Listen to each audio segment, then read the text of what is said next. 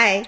All right, so this is what I was thinking. I already took a screenshot of a slide from a presentation. So you would kind of make your presentation and then just take a screenshot of the slide. And then you can click this little thing and add a custom sticker, which is really just a picture from your desktop in this case. So this was one of my slides. And then you could kind of put it over here. Okay, and then get over here and then start recording. Hi, so here's me talking over my presentation and talking about anything that was on this slide.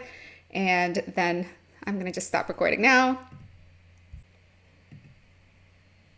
Looks great. I can take my selfie or just even upload my slide here.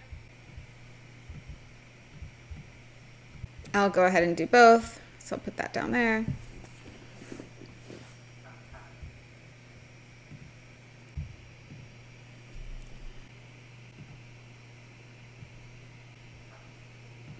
And then that's really it.